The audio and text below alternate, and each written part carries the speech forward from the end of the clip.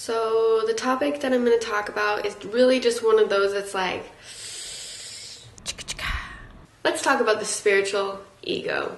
Not just spiritual, but basically any ego identification. There are two parts of what make you you, the ego and the soul. The ego is whatever you identify with. It's also typically formed over time. And so as you get older, the ego becomes stronger. That's why children are very impressionable. They typically use their imagination more, whereas like an adult is very logical thinking. And I feel that the ego definitely identifies with the thinking mind. The ego is typically something that strives for survival, and it constantly is trying to identify with something. Whereas the soul is the being that you actually are. The ego would be like, for me, it would be Savannah. That's the name that I was given. That's part of my ego. I'm a woman. I am from California.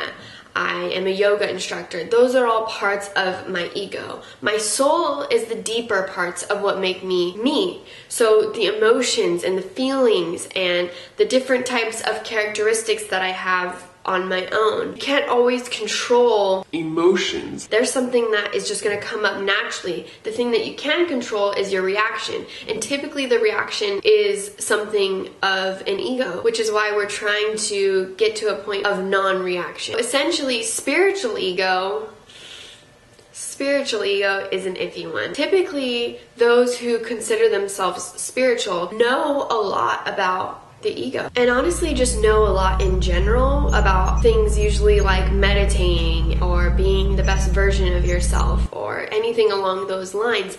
And so what tends to happen is this superiority complex where you start to identify as something of a higher vibration or something that's greater. But in reality, if you look down on anyone, regardless of who you are and what you've done for the world, you're instantly no better than the person that you're judging. Spiritual ego is putting yourself on a pedestal because you have some sort of knowledge or understanding. We are in no way greater or less than anyone.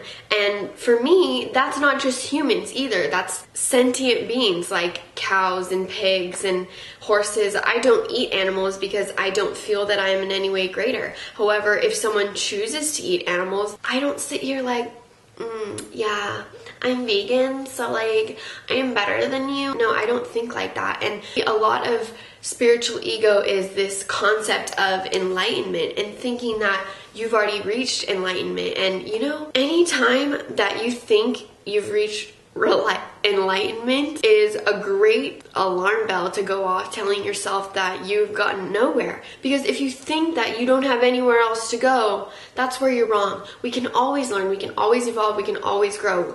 Every single being is our teacher. So looking down on someone because you have more knowledge than them or more self-awareness than them, in my opinion, you actually bring yourself a whole lot ways back. And in my opinion, you're actually less conscious than someone who eats meat or does things of that nature. Another thing I see with spiritual ego is making excuses for, like, essentially just basically, let's just, for lack of better words, making excuses for being an asshole, or making excuses why you don't need to take responsibility for something. You are responsible for every single thing that you do, every single thing that you put out there.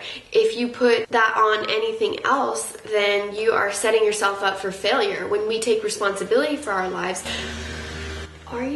that is just rude. Taking responsibility for our lives is how we get out of the victim mentality. We're not victims. We're creating our own reality. So if you're constantly living in a state of, then that's exactly what you're going to get back in life. The antidote for me for getting rid of spiritual ego is regularly checking in on yourself and making sure that everything that you're doing is coming from a place of love and not in a way that makes you feel like you're greater than someone. Focus on those times when maybe you're not being or acting from your highest good. I don't know if this explains the spiritual ego at all, but I hope it helps you know how to identify the ego. And the more that you can identify the ego, the less ego that you're going to have. Something that I really like that Eckhart Tolle says is to watch the thinker. So begin to observe your thoughts as if they're not yours, as if you're listening from an outside perspective. And then you can kind of hear the judgments, the comparisons. That's the thinking mind, that's the ego. So we want to step away from that and make sure that we're not slipping into spiritual ego, thinking that we're greater than anyone, because we're not. We're all equal and we're all in this together. So yeah, basically just repeating myself on a basic topic, but there's your ego. And if you understand what the ego is, I would love to hear stories of how the spiritual ego has attacked you, maybe by friends or loved ones or anything along those lines. Yeah, I'm in no way saying that I don't have any spiritual ego. I definitely do. At times I'll catch myself looking at someone thinking like, what the hell are they thinking? Why would they be doing that? And then I have to take a step back and just say, you know what? No judgment. I don't know.